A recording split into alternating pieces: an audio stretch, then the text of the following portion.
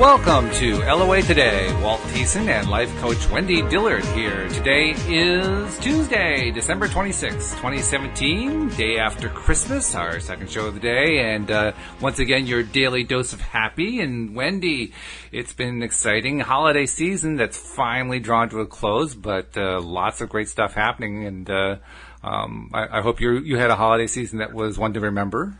Absolutely. Yeah, I can't wait to talk about it. Oh, okay, well, good. Then I feel kind of the same way, too, because this was a rather unique one for me in the sense that this year, for the first time leading into the holiday season, I was actually doing activities that I really love in the podcast. The podcast has been like the big part of my life for the last couple months. So this is a holiday season where I was like really psyched. I don't normally get really psyched for the holidays, but I did this time of year. So, you know, it's been a good thing. Tell us how your family Christmas went. Oh, well, let's see. We went to Rhode Island to be with Louise's brother and sister-in-law and their two sons, and also her step-siblings, because Louise's mother died when she was 21, and her father remarried a number of years later, and her stepmother, Ruth, had her own kids already, so they were, you know, the stepbrother, stepsister. And so this was like the second year that we'd actually done a Christmas with everybody from those two families together, which was something that her stepmother had wanted for many years, right up until the point where she died. And we finally said, well, okay, maybe we should actually start doing it. So, you know, better late than never, right? But, no, it was good. It was a really nice holiday. It was very, it was one of those things where you go into it and you wonder how everything's going to work out in terms of the personalities and so forth. And as it turned out, it was just a really nice, comfortable celebration. The meal was good. The conversation was great. There were no controversies. There was nothing like that. It was just a really, really nice holiday. Wow. It was good. It was good. That's fabulous. And in fact, so now, because, you know, our show is about law of attraction, do you even have a recollection of what you were focused on or what you were thinking about that led into that? Well, it's interesting you should ask that, because leading up to the Christmas holiday, this past Friday, we were out doing some shopping at the grocery store. Christmas shopping was done, so we didn't have to do that part. But we were at the grocery store getting some last-minute groceries done, mainly for us, but also a couple things for what we were bringing. And it was a really remarkable situation, because as you and I talked about on Wednesday, or on Friday rather, everything went smoothly. I mean, remember how we talked about how everybody was, you know, the aisles were packed and everybody was saying, oh, excuse me, oh, sure, let me through, all that kind of thing. Everybody was really, really friendly. Well, it turns out that experience at the supermarket was only the beginning, because the entire weekend went like that. So it was like, yeah, that's about where I first noticed the whole thing starting. But it was just one nice event after another. The other thing I wanted to tell you about, too, is last year it's about from where we live to Rhode Island to their house, it's about, an hour and a half, 2 hours, depending on traffic. And last year, of course, we were there on Christmas Eve and got there, you know, we were there pretty late into the evening. And then all of a sudden we had to drive home, and we're looking at our watches and like, oh goodness, we can't really stay long. And we ended up staying late, and it was kind of tiring to get home at that hour. You know, you're arriving at 1:30, 2 o'clock in the morning. It's a little bit late. So we decided this year we're going to stay in a motel. That way we can just, you know, stay as late as we want. Don't have to worry about it. 10 minutes, we're in bed, we're asleep. No problem. So that's what we did. Now, I have to tell you a side story. The side story is that Louise always likes to have snow at Christmas. And, you know, in New England, you have a decent chance of that. It doesn't always work out. Many years you don't get snow at Christmas, but, you know, it does happen at least some of the time. But she was really hoping for it this year. And we actually had snow earlier in December, and that was really nice. She liked that a lot, but it melted about 4 or 5 days before. So the ground was basically bare. And Christmas Eve, once again, the ground was still bare. So we go there, and we'd heard that there was some snow in the forecast, but it wasn't really clear when it was coming. Now, here's where the law of attraction comes into it. Louise said to me, can you help me manifest the snow? Now, we have, I think I've told you, we have, you know, experience in the past where we have done some things to influence weather patterns. So I said, sure, yeah. Well, we made one little mistake. We forgot to specify when. I've done that one too. And it worked like a charm, just not on the schedule I had in mind. So bottom line is we woke up Christmas morning after having had that beautiful party with her family and woke up to find that there was snow in the air, that looking at the weather map, sure enough, you could see the massive snowstorm was going right over the travel path. And it looked like on the map that we were possibly going to be missing most of it, just the way the route was going and the way the storm was going. I kind of thought we were just going to come behind it, so to speak. No such luck. We got 10, 15 minutes away from the motel after checking out and found ourselves in a blinding snowstorm to the point where it was 20 feet of visibility. Which, oh, no! Which leads to the axiom, be very careful what you wish for. Oh, golly, you're so right. So, but did Louise at least enjoy the white Christmas? Well, eventually. First, we had to get through that little section where we're at 20 feet, because 20 feet of visibility is pretty short in a car. Yeah. That's pretty close to not being able to discern the landscape because it's all white. And it was a little bit nerve-wracking. I was comfortable because I knew I was driving. I knew that when you have what I saw on the weather map, I mean, it was very clear we weren't going to get more than a few inches of snow anyway. It wasn't like this was going to be the surprise 1 to 2 foot snowstorm with 3 inches an hour or something like that. So I knew that it wasn't going to last real long. And she said to me, well, you want to turn back? I said, absolutely not. Just give it another 10, 15 minutes. It's going to start clearing up. And sure enough, after some very painstaking 10 to 15 mile per hour driving, it started to clear up. So that by about 20, 25 minutes into it, visibility had increased to 50 feet and then to 100 feet. And then all of a sudden it started to clear up. So the rest of the trip back was actually pretty good. It was just that one little section that was a little bit nerve-wracking, shall we say.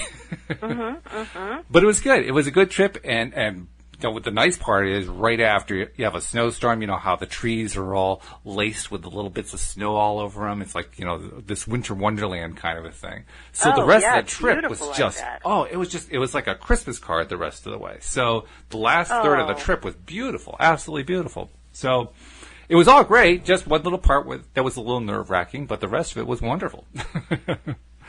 That is so cool. And once again, an object lesson. She got her white Christmas. She got her white Christmas. Even if it wasn't exactly the timing you had expected. And it's an absolutely perfect lesson in making sure you're very specific about what it is you're asking for.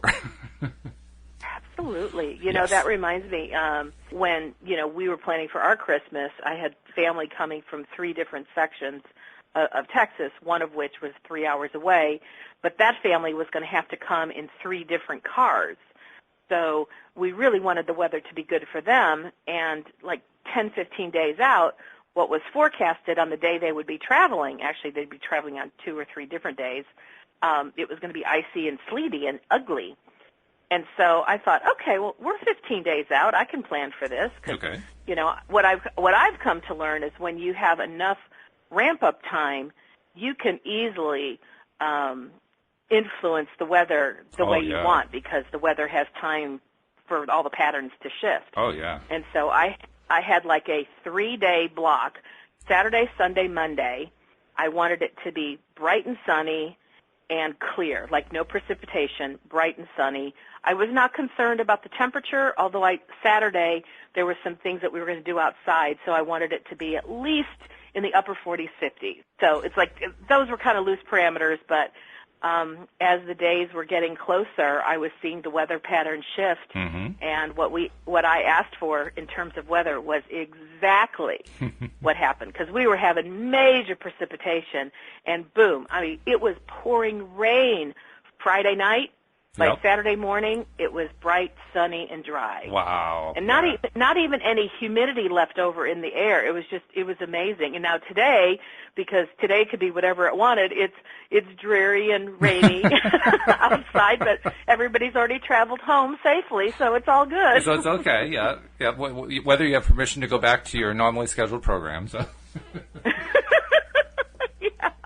So last week we had talked about my expectations for my family Christmas and how we started out with 10, and I have my brother and a new, my niece is now newly engaged, and her fiance really wants to have a relationship with his soon-to-be father-in-law. Right, sure. But my brother, who is the soon-to-be father-in-law, will have nothing of it. Mm.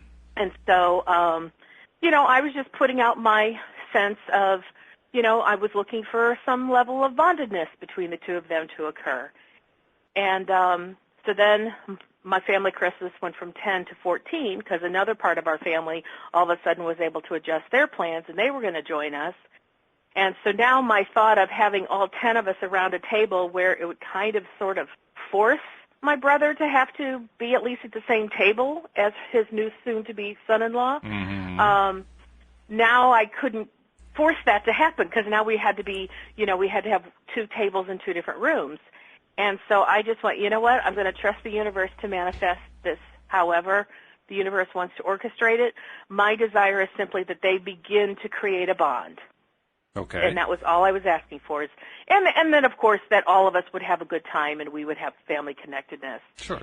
And so what was so fascinating to me is, we kind of did a buffet style, and as everybody was getting their plates, I kind of said, because the kids were going, do we have a kids' table and adults' table? I said, nope, you all are grown adults. The youngest one is 16. So I said, you all are adults, no kids versus adults. Everybody go wherever you choose. And I'll be darned if my brother didn't end up sitting 2 chairs away from his soon-to-be brother-in-law. And I'm like, I didn't even orchestrate that. That was so perfectly well done. And as the day, I'll go forward to the very end. I was talking to my soon-to-be brother-in-law, or nephew-in-law, I think is what you would call it. And I just looked at him and I said, so how do you think you're doing in terms of having a relationship with my brother? And he looked at me and he said, he looked me in the eyes today. That's the first time he's ever done that. Wow. Ever. Wow. And he goes, so I think we're making a little bit of progress. And he had a big smile on his face, like he felt so hopeful. And he said, I so desire to have a conversation with him because, I know he's so smart. He knows just about everything. And he goes, I'd love to just have conversation with him. I could learn so much from him. And it was just such a beautiful expression of the desire that he had to really be able to connect with my brother. And I was just thrilled that that did happen for him. But overall, it's like we knew that everybody planned on leaving by 6 o'clock. We started at noon. They were going to leave by 6 because everybody had to get back to their respective homes. They all had jobs to do tomorrow, et cetera. And people didn't start leaving until 8. Wow. Because everybody was so engaged in conversation. And we had like 5 different pods of conversations, and then they would change form. But, I mean, I went to bed with a big smile on my face because it was a wonderful day. We all got along really well.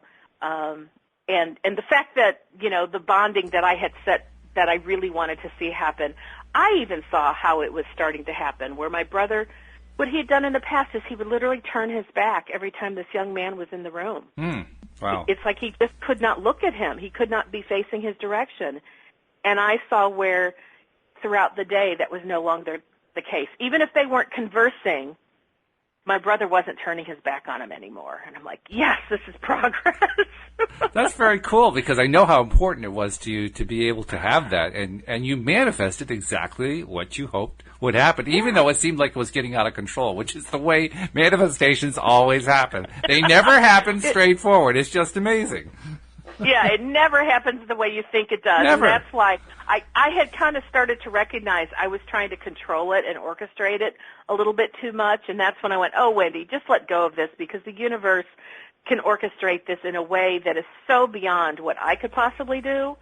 And so I just let go and said, whatever happens, happens. And I love how things did turn out. That's terrific. So, that's a win-win-win-win-win. Everybody winning everywhere. Yeah. And I did have a private conversation with my brother, about the situation. And I got to, just feel his discomfort. And I said, I know this is your little girl getting married. And, I just could see in my brother's face this sense of I'm not ready to let her go. And I said, I know, but you did a great job with her, and she picked a wonderfully charming man who adores her. It's all going to be good. And then I got to have a one-on-one with my sister-in-law, who's the mother-to-be of right. the mother-in-law-to-be, right.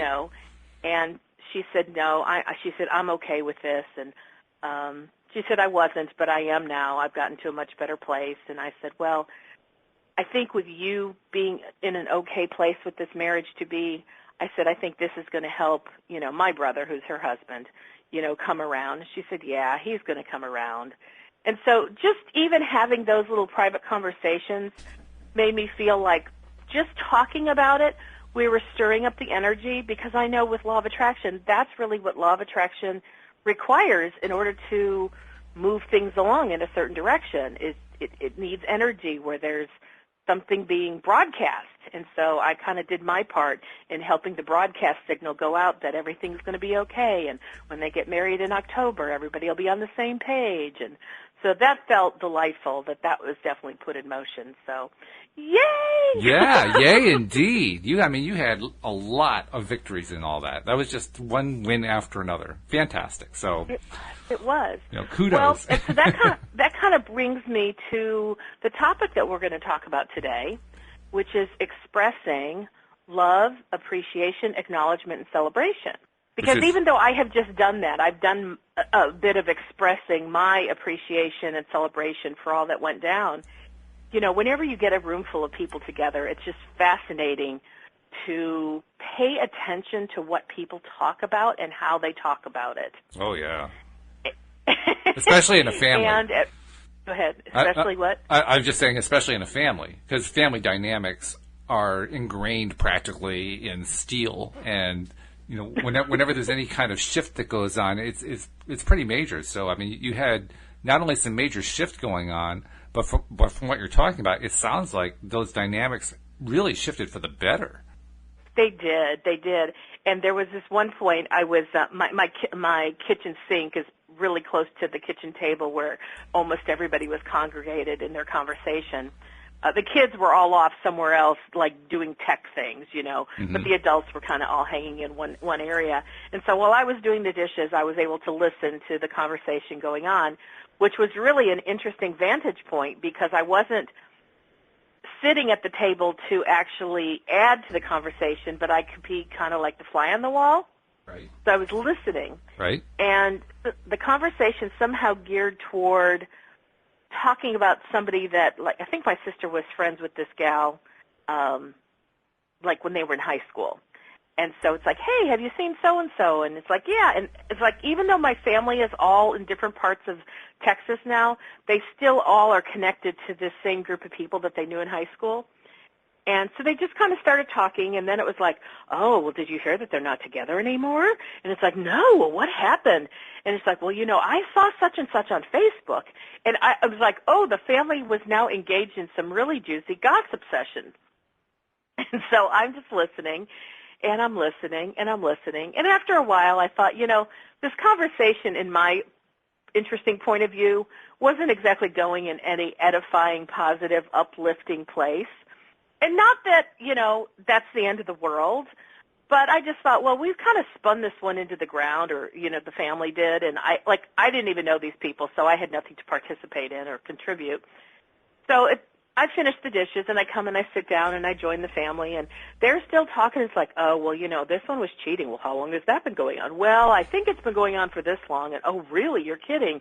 And it was all this, like, really big soap opera kind of stuff, which honestly, I was kind of surprised, because I don't hear my family talking like that very often. But, I kind of have a thing, like, I really garner the kind of environment that I want to be a part of. And if I couldn't change the conversation, I'd probably go hang out with my geeky younger ones and go do something with them in their technology world. But I just didn't want to stay in a world, or even at a table where there was a bunch of gossipy stuff going on, because it didn't feel good. Sure. And so I jokingly said, so, want to change the topic? And it stopped. It literally made everyone stop for a moment. And I said, hey, did y'all know I'm a #1 bestseller? And they looked at me and went, uh-huh. And like not skipping a beat, that went right back into their gossip. And I sat there and went, well, that was an interesting little experiment. I mean, I wasn't doing it on purpose, but my girlfriend, who I've been telling you is living with me right now, she was part of my family Christmas, and she got to witness what I witnessed. And this morning we were talking about it, and that's kind of where my topic came up from, because I said I wasn't upset or disappointed that my family didn't stop and go, oh, wow, Wendy, good for you. I'm so pleased. You know, that must be such an accomplishment to have been a part of a book that went to #1. I wasn't, it's like those would have been nice words. Sure, oh yeah. But I wasn't disappointed that it didn't happen, because I don't have an expectation with my particular family that I would get that from them. And that's why acknowledgement and having somebody really celebrate with me is something I do with a different group of people and not my family, unfortunately. And I was saying to my girlfriend this morning, I said, you know, this is typical for my family. I said, we did not grow up with expressions of love. We didn't grow up with expressions of celebrating each other's triumphs or acknowledging when somebody went through a hardship or even like went through a great success. And she goes, really? And I said, yeah. I said, you know, I know other families do that. Not like every family, but I've seen other families that really rally around somebody and really do beautiful expressiveness when somebody has triumphed with something great. I said, but my family was never like that. And so that's kind of what I wanted to talk about today is just, you know, how do we get to the point that we can be like that? Is that important? Is it not important? Are we trained with it? Are we not trained with it? So, you know, I have more I can say on that, but I'm just kind of curious, like from your growing up, Walt, did people in your family take notice when you did something that was really, like, cool? And did they celebrate it and acknowledge it? Or was it just kind of like, yeah, whatever, and move on? It was somewhere in between. It wasn't a lack of an acknowledgement, but it was always low-key. There was never any big celebrations.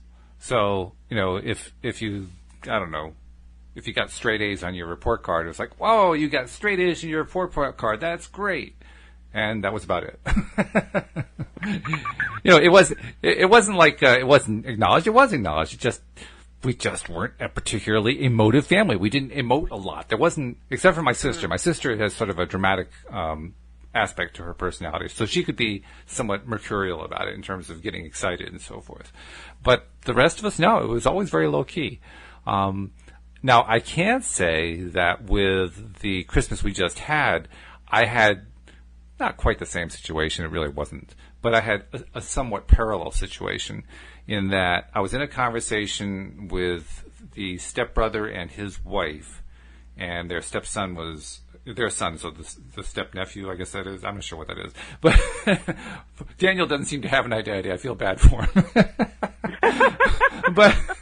But Jonathan and Laura, I was having a conversation with them, and somehow it went into something that had a negative twist to it. I can't even tell you what the negative twist was because I was so focused on just staying positive that it didn't even stick with me. But what I did do is after they had voiced a couple of minutes worth of it, I said, it's probably not the best idea to be focusing on talking about whatever it was, because then you tend to get more of it. And that just kind of stopped them. And so I said, well, what we could do instead is we could talk about, and I laid out something else. And so we started doing that. And here's the funniest part, Wendy. The funniest part is I'm the one who stumbled first and went back to the wrong topic. And Jonathan said, wait a minute. And Laura said, wait a minute. I said, oh, you're right. Sorry. So I actually got them on board with, now, Jonathan and Laura are not my family. So it's not the same thing as having a family dynamic. But I just thought it was interesting that there was that opportunity. I took advantage of it, and it worked. It actually worked. So maybe it doesn't work as easily in a family dynamic, but it can certainly work in a social situation outside of your family. That much I did prove. As long as I, stuck to my own word. Well, you were talking about the straight A report card. Right. This is how it went down in my family. Now, I'm not going to say this for anybody to feel sorry for me, because to me it has a positive ending. But, I grew up in a family of 4 kids and parents, so 6 of us are sitting around the dinner table, and I got my report card before anybody else did because everyone they were younger in different schools. Mm-hmm. And I'm very, very pleased. I was like so ecstatic. I couldn't wait to show this to my father. And so he and I sit next to each other at the dining room table. And so I show him my report card. And I mean, I've just got this childhood sense of, I know you're going to be so excited for me. I just know you are. That's what's inside of me, right? Because I want to say I was probably 9 years old. I think I was, or 8 years old. It was like the 5th grade or something. Okay. And so he looks at it. And he takes a few moments to really study it, and he goes, 3 A+. And I'm like, yes, I'm like beaming. And he goes, why weren't they all A+? Oh, dear. Oh, no. Now, the other 4 were A's. I had 7 grades, 4 A's and 3 A+. I'm thinking, this is a stellar report card. And he just looks at me and goes, why aren't they all A+? Now, on the surface, that's devastating. But here's how I grew up, and here's what I had already come to know about my dad, even at that young age. My father doesn't know how to give words of praise. Uh-huh. I knew that. And I knew, well, as an adult, me, Wendy, as an adult, came to understand that critical jesting was the communication style he grew up with. Oh, yeah. So that was the communication style he delivered everything in. Critical jesting. That's all I knew growing up. That's how he always communicated with me. Yeah. And so how I took that to mean was, oh, my God, my father is so incredibly proud of me, like beyond words, that the fact that he came up with that critical jest of why not all A+, was my dad's way of saying, I'm really proud of you. Now, was there body language to go with that? I mean, was he smiling when he said it, or was it like a twinkle in his eye? Perhaps. I mean, I'd never really thought about it, but as I kind of feel into the energy, it's like I felt his pride. I really felt his pride, and it must have come through his body language or maybe his facial expression in a way. But I remember the words very distinctly, why not all A+. But now, spiral forward a couple years, and my other sister had a very similar experience, and she ran away from the table crying. Aww. That was devastating to her because she didn't know how to read my dad the way I did. Even though we were at the same age when this happened, she will tell you, well, she's the proverbial middle child, who's overlooked all the time. But it was just fascinating in our family dynamics how my father could say what I would think is rather critical and rude things, and I didn't get my feelings hurt all the time. Sometimes I did. It depended on what it was. Yeah. But my little sister would get her feelings hurt like almost all the time because she could not handle critical jesting at all. Mm-hmm. And so, from this dynamic, we just didn't have a family that acknowledged each other when we did something really great, not in a straightforward, I'm proud of you, well done kind of way. Mm-hmm. And honestly, that was something that I learned those skills by watching my friends' families. Interesting. I didn't learn it in my home, but I went to a lot of my friends' house, and I'd see, like, here's one, for example.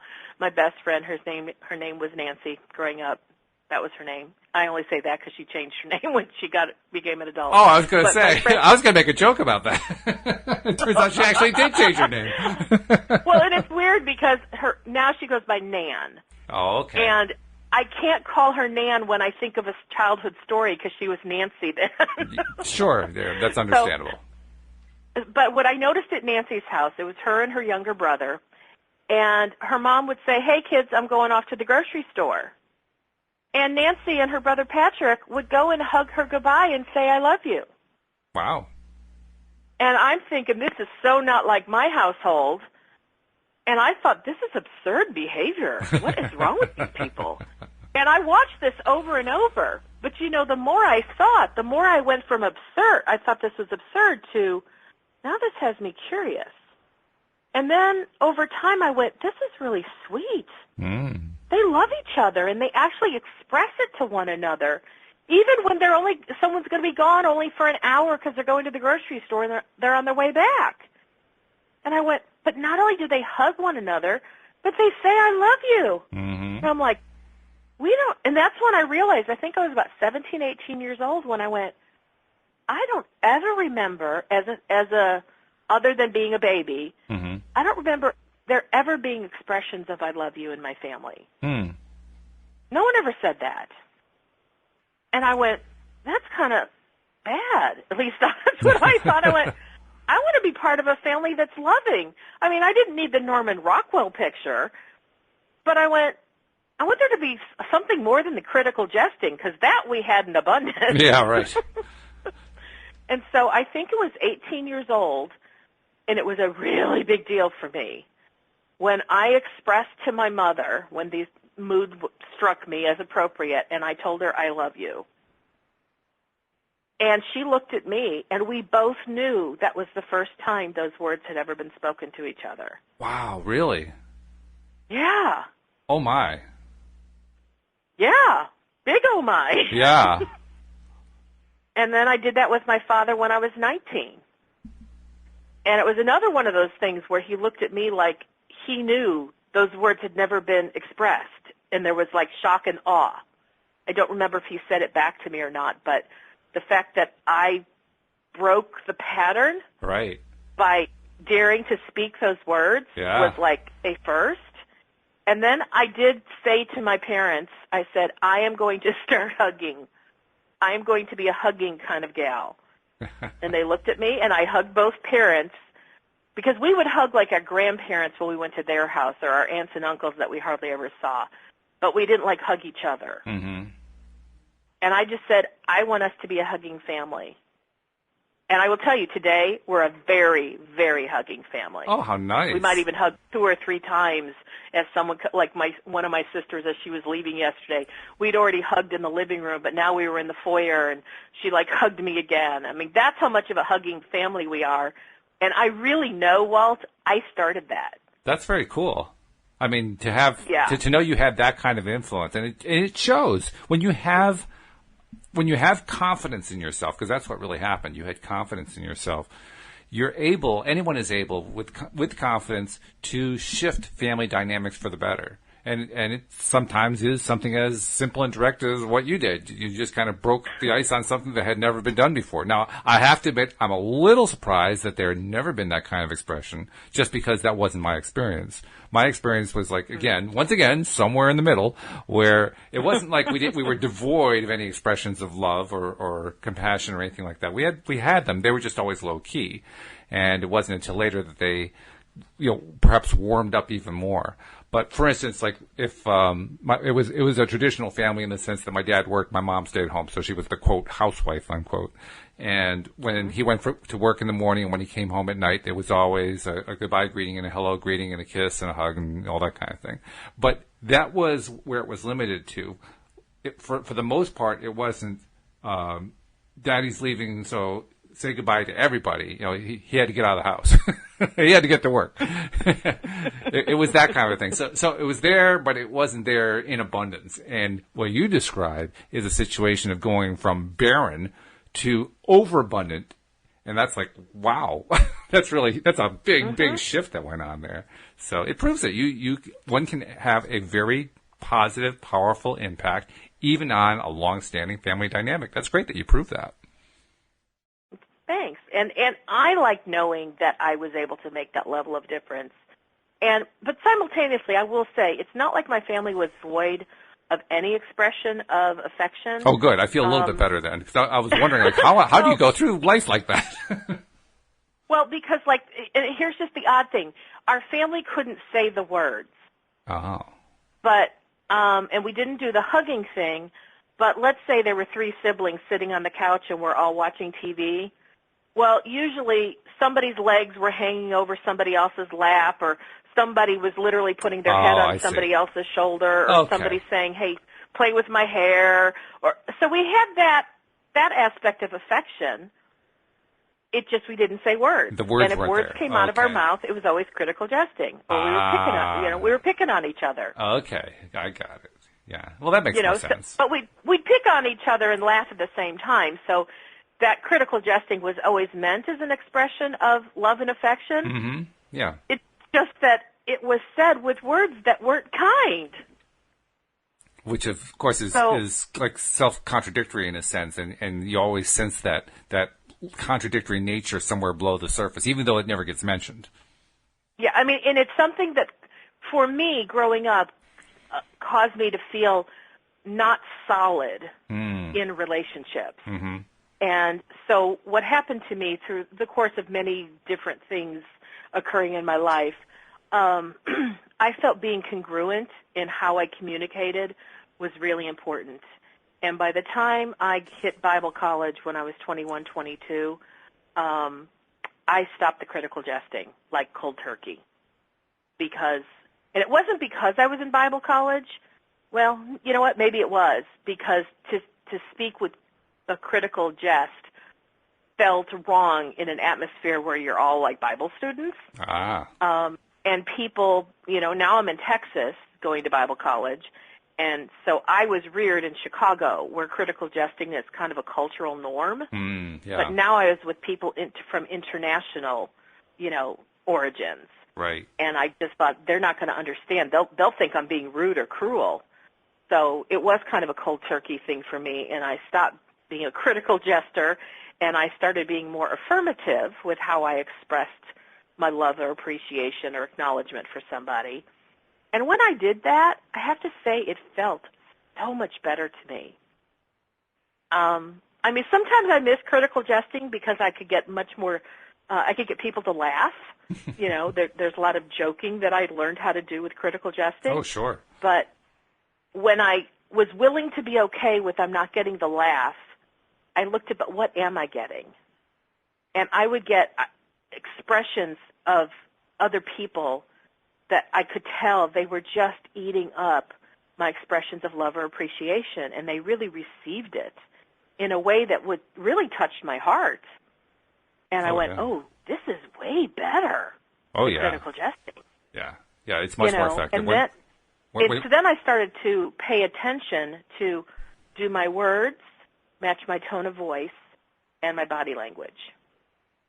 And when I started to get all three of those in alignment, that's when I had the best congruent communication. Mm-hmm. And it was the purest, and people could really receive it the best, and it felt the best to me. Sure.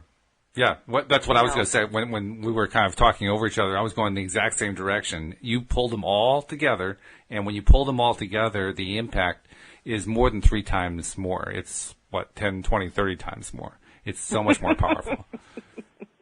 And I appreciate that. And, and now that I understand law of attraction, the highest vibration that there is love, joy, appreciation. Mm-hmm. When you are really feeling that and experiencing that, it's like that's the highest form of creation, the highest form of any vibrational output you can have, but it's also you being in the receiving mode where everything you've ever desired is now like on a conveyor. This is how I like to think of it. It's on a conveyor belt ready to come to you as long as you keep that vibrational pattern open.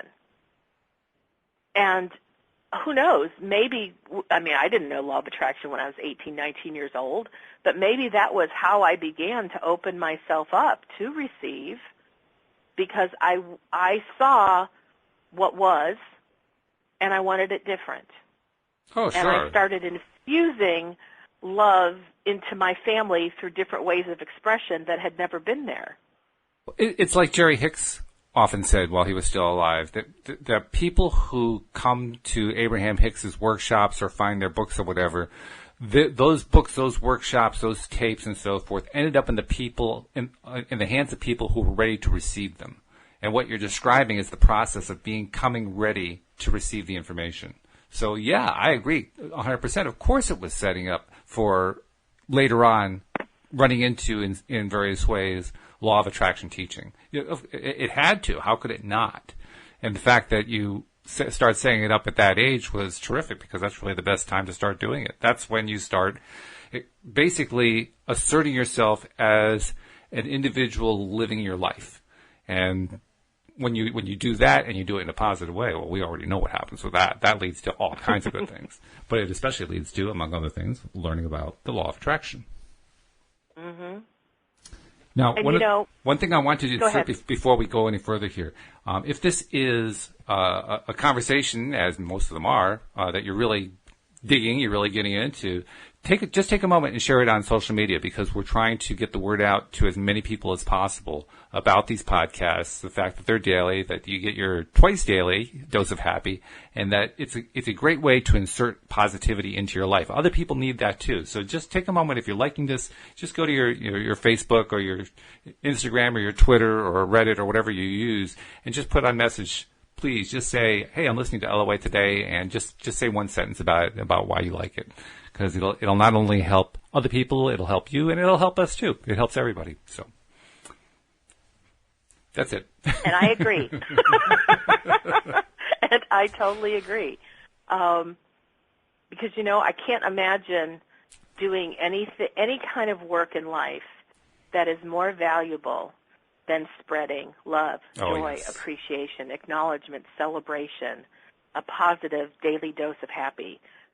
All of those to me are like the greatest, most highest value I think we can contribute to one another on this planet. Oh, absolutely. I agree. And in fact, one thing I really like about what we do with our podcast, the fact that we are helping to spread these kinds of very high level, high vibration, highly positive stuff, so to speak, with all of our listeners, and listeners are starting to share it and so forth. It is, I think, one of the very few ways that I know of, certainly one of the very few that's coming to mind right now, that are not necessarily religious in nature, meaning not tied to a particular religion, but are just a general sharing of the positive virtues, of the positive emotions and the positive well wishes. And how nice to have something that crosses cultural boundaries and doesn't have to be tied down to one particular, ism, so to speak. So that to me is like one of the things I love best about what we're doing. Me too. Because even at my family Christmas, we have those that are still very involved in the Christian church, sure. and those that are very not involved, and some that are in between. And the whole religious concept just really doesn't ever come to the forefront in our family anymore. I mean, it did a long, long time ago. Sure. When people were starting to become adults and choosing their own thought process. But I have as much respect for the family within our whole bigger family that is still very involved in the Christian church. I know what it means to them. I know how it keeps them in a place of feeling like they're making a difference. And it's like, that's such a positive thing. I would never say, you need to leave that. It's like, no, that's actually the fuel to who they are. And it's a beautiful thing. Sure. Oh, yeah. So very cool.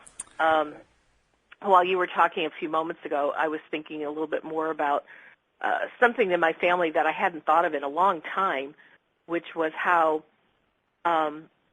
it never seemed appropriate to say something that was boastful or like that you could be proud of for yourself. It's kind of like that was considered off limits.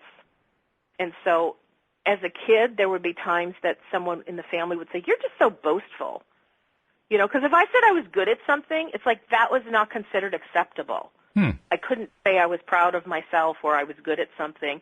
But at the same time, from what I've told you, it's not like anybody else was going to say it to me. Yeah, right. So I'm like, all right, if I can't get it outside, I'll just say it for myself. Well, then I got labeled arrogant. And so that kind of was something I carried with me for a really long time. Like because they said it with such disdain.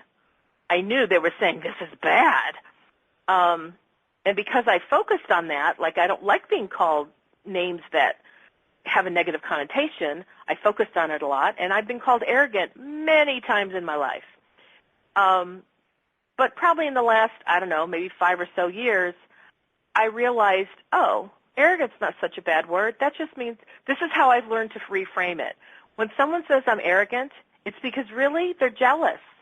Because they don't give themselves permission to acknowledge their own internal greatness. And so when they see me doing it, instead of saying, wow, I wish I could do that too, they want to beat up on me for it. Yeah. But I no longer take that as a personal affront. If anything, I'm like, ooh, I have touched them in a way. They're going to have to think about this. That's a good way of framing it. I like it. In fact, one thought that comes to my mind about it is a number of years ago, I found myself spending a lot of time contemplating and pondering the meaning of the word selfish. Because selfish is used very much the same way you were describing with the word arrogance. It's used as a demeaning description. The idea of being selfish is considered to be, well, I can think of it in terms of the Christmas holiday, the story of A Christmas Carol, right? Ebenezer Scrooge was selfish. He refused to help the poor. He only cared about himself. He only cared about his filthy money, and so on and so forth. That's the basic theme, and the story is of how he redeems himself by ending his selfishness and becoming more selfless and more interested in his fellow man. Which is understandable. I mean, there's definitely a very positive aspect to that story. But the problem with that is that if you define everybody in terms of selfish and selfless, then there is no way for self to be good. It's impossible. The only way to be good is to be non-self. And so anything that's self-related is bad. And I said to myself, that's insane.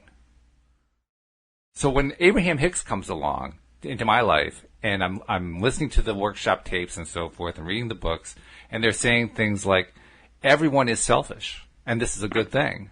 I'm thinking, yeah. It's actually kicking me back to that earlier time when I was pondering all that stuff. And believe it or not, I wanted to find a way to replace what we call selfish with a different kind of word so that we could resurrect the original word selfish to mean just a good thing of being interested in oneself. And the word I came up with was otherblind. Because otherblindness is what they're really claiming, what they're really complaining about when they're accusing somebody of selfishness. What they're really saying is, you're not paying any attention to anybody else. And that's what makes you selfish. So I said, okay, well, what they're really saying is otherblind. Now I can resurrect selfish as a good thing. Well, I think that was quite clever and unique for you to come up with otherblind. Yeah. And unfortunately, the rest of society never picked up on it, even though I've used it before. I get these quizzical looks from people, and they say, oh, well, that's nice, and they go on with their conversations. So it never really carried up onto a larger stage, but that's okay. But it was the first step. It was the first step toward a larger... Soulful. What is it? As a soulful. Soulful, okay. As a word to talk about being selfish in a positive way. Okay, yeah. Where you're filling your soul. You're soulful. So I don't. I think I've heard Oprah say it. I think I've heard others say that. I don't know if I use the phrase very much, but that was another alternative. I can see that. I mean, I can't say I use that phrase either, but that word. But I could see it's a valid way to do it. I still don't like the idea of treating selfish as if it were a negative. I still want that word to be a positive. So when Abraham Hicks comes along and they say, well, everyone is selfish and that's a good thing, I was saying, yes. I was like celebrating. Like, here's this message coming across from the other side validating what I've been feeling all along. That selfish is actually a good thing. And I love the examples they give to express how that is. They do it in a number of different ways, but one overall way of describing it is, have you ever noticed, they would say, that when somebody accuses somebody else of being selfish, what they really mean is, you're not living the way I want you to live. Oh, yeah. And boy, if that doesn't just lay it right on the table, because that's exactly what people mean when they say, you're so selfish. What they really mean is, you're not behaving the way I want you to behave, and I want you to behave that way because only if you behave that way can I feel good. Exactly. Which, by the way, if I feel good, I will actually... You'll feel my sense of approval for you. Well, more than that, I gotta throw this in here. They never seem to notice the fact that when they say, if you behave that way, I'll feel good, that is selfish. They never catch that part. They always skip that. It could be because how Abraham Hicks describes it, they're saying that's what the internal, almost hidden dialogue is inside that person's head. Yeah. But they're not aware enough to even know that that's what they're thinking. That's right, yes. So they're even less aware that it's also a selfish thing to do that, and that's okay to be selfish, just probably not that way. It's probably not the best thing to do for yourself. But, exactly. Oh my goodness. It is so true, though. It's so true how often that happens. How often people will fling that word at other people as if it were a derogatory word, and what they really mean is, you're not behaving the way that makes me feel good. Yeah. Which is really sick. And so I'm searching my brain while you're talking. Like, I know I use it. I know I understand the concept, and I practice the concept of selfishness in the way that Abraham Hicks talks about it, where it's a very positive thing. And I think the phrase I use is self-care. Oh, that's good. That I take a lot of effort I practice self-care in many ways. Like even being at the table with my family yesterday, and they were so busy with gossip, I wasn't trying to insert, hey, I'm a #1 bestseller, actually for me to get accolades. I just thought it would be such a good way to interrupt their pattern that it would like stop them, and it did, but only momentarily. But what I was practicing was my own self-care, because that conversation was creating an energetic environment that was not comfortable for me to be in. Yeah. And I will say, my attempt did work overall, because there was a whole lot of swirling energy on gossip, gossip, gossip. I kind of broke the pattern by throwing out my statement. They put a pause for just a second, and then they went back to it. But it had less momentum, and now that conversation fizzled out probably in the next 60 seconds. Yeah. And we moved on to something else. So even though it didn't stop immediately when I said what I did, it did put enough of a dent in it that it eventually stopped of its own natural causes, and we went on to something that was more delightful. Now, for me, that was me practicing self-care. Okay. Because I wanted to be with my family. I want to bond with my family. I want to enjoy my family. I just didn't want it to be in a negative way that we're talking about people and cutting them down. Yes. Yes. So the conversation ended up moving into things that were more positive that we could all then enjoy and, continue our conversation. But if it didn't, calm down, I would have left. I would have just gone and had a conversation with somebody else. That's me practicing self-care. Right. That's me being selfish enough that I'm not willing to keep myself in a place that feels not good to me. Yes, I like that. That's good. That's a really good use of the word. It doesn't often get used that way, but that's a really good use of the word selfish, because that's exactly what that is. That is proper selfishness. Yeah. Yes. So that's Wendy practicing self-care. Yeah, that's good. Which to me is Wendy's selfishness.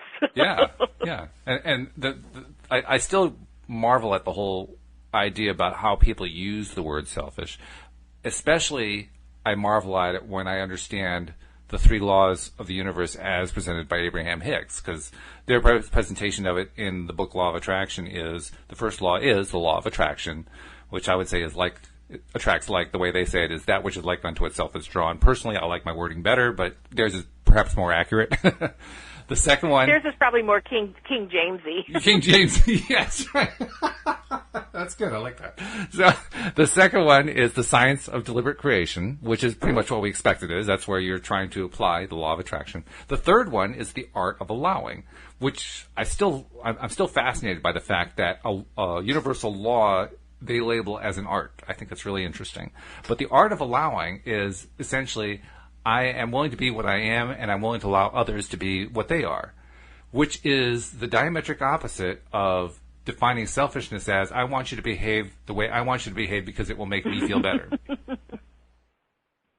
Yeah. So when I hear Abraham Hicks describing it that way, I feel validation about my little Don Quixote quest to change the English language to turn selfish back into a good word. I feel like I was validated on that. Well, this morning as I was in bed, I was actually thinking about the third universal law, which you just stated, which I probably won't state exactly like you did, but basically I am who I am, and I'm okay with you being who you are. Yeah, that's good. That's good. And when I think about that in terms of being a law, like the law of gravity kind of says if you push something over a hill, it's going to fall. So when I think about this as a law, somehow it doesn't feel law-like. It feels like a nice statement. Yeah. But it's kind of like, I guess I'm looking for what's the end result. So if I'm okay with me being me and I'm okay with you being you, I'm looking for, and then this will happen. And I'm not quite sure that maybe Abraham states it in their book, and I just don't remember that part of it. No, I think you got it right. I think they're actually being nice about it. I think Abraham is trying to put it in the nicest, most positive light possible. But if we were to reword it, I think what it really means is it is useless to try to get somebody else to behave the way you want them to behave in order to make yourself feel good, because you will never feel good that way. It just doesn't work. That's what the real law says. But so, they don't word it that way. I wonder. Okay, I'm going to try taking a Wendy stab at it. Okay. I wonder if what it's saying is, when I accept me for who I am, and I accept you for who you are, then I am not adding any resistance into my life, and I am therefore in a state of receptivity. Right.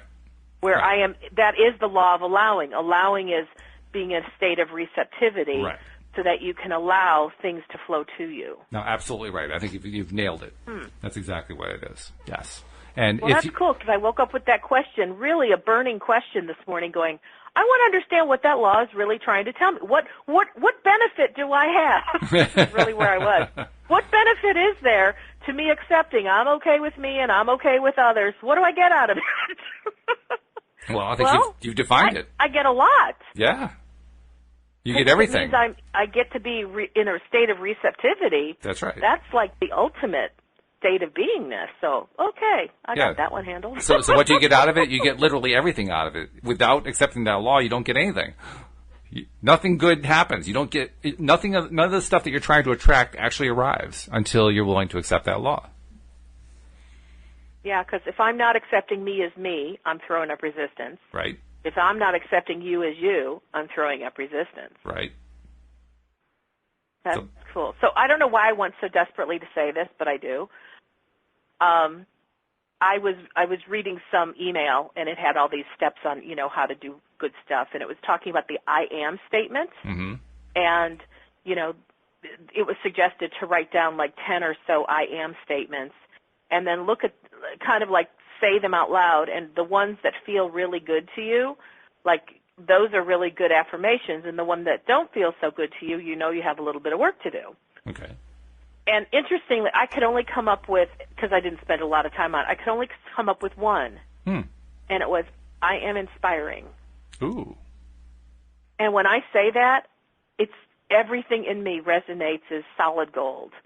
That feels so good to me. Like there's nothing I personally, Wendy Dillard, want more in life than to feel that I am inspiring. And that's both to myself and to others. That's what I was going to ask. Yeah, I was wondering about that. That makes a lot of sense, too. I love when I know that I'm in a state of being inspiring, because things are coming out of my mouth that inspire me, and they inspire others. It's like, oh, my gosh, that's me. I feel like that's my calling, is to be inspiring, but not a calling like something I hope to become. I know I already am that. Well, and when we started talking earlier about the thing about how in my family you couldn't make statements that would be arrogant, that would ultimately be one of those statements. Well, with less than 45 seconds left, I'm afraid we have to limit our inspiration to that because we're out of time, believe it or not. I'll be inspiring tomorrow. We'll be very inspiring tomorrow. We'll be highly inspiring tomorrow. We'll do a lot of inspiring. There's not enough time to say it, but I'll just say if you haven't subscribe to the podcast. And if you're interested in calling Wendy to get some private sessions, they do that quickly. How do they do that? Go to wendydillard.com. There we are. Wendy, it's been a pleasure as usual. All right. I loved it. Let's do this again tomorrow. Okay. That sounds good to me. We'll see you all tomorrow here on LOA Today. Goodbye, everybody. Bye-bye now.